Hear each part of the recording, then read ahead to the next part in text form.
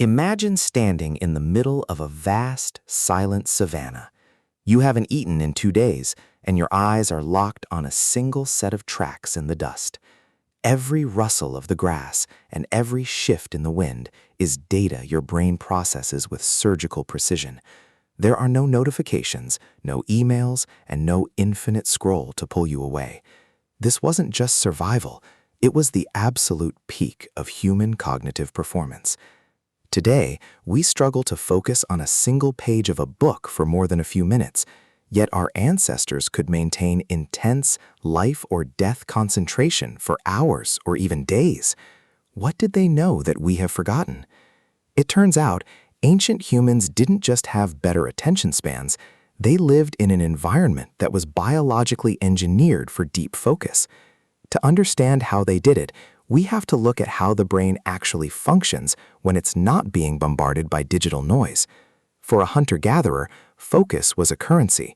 If you lost it, you didn't just miss a deadline, you went hungry or became prey. This high-stakes environment created a mental state known as hyper-awareness. Unlike our modern scatterbrain state, where we jump between browser tabs, ancient humans practiced linear focus. Their tasks had a clear beginning, middle, and end.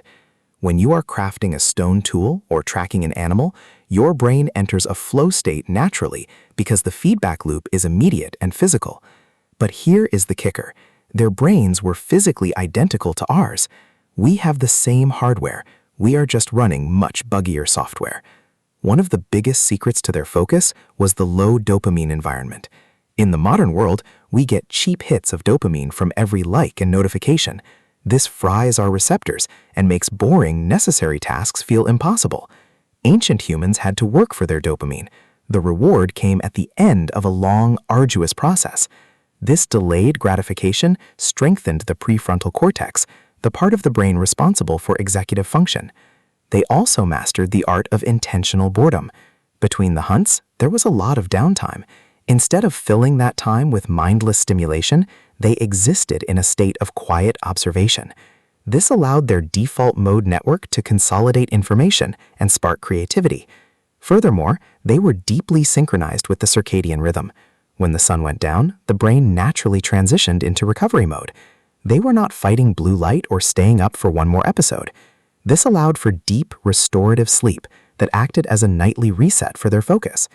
If you think your attention span is permanently broken, think again. You are not malfunctioning. You are just living in an environment your brain was not built for. By mimicking these ancient environmental triggers, like reducing sensory clutter and embracing periods of silence, we can actually rewire our brains to regain that lost mastery. The transition is not about moving into a cave. It is about reclaiming the biological heritage that is already inside you. If you are ready to reclaim your mind, hit that subscribe button and let me know in the comments, what is the one distraction you wish you could eliminate forever?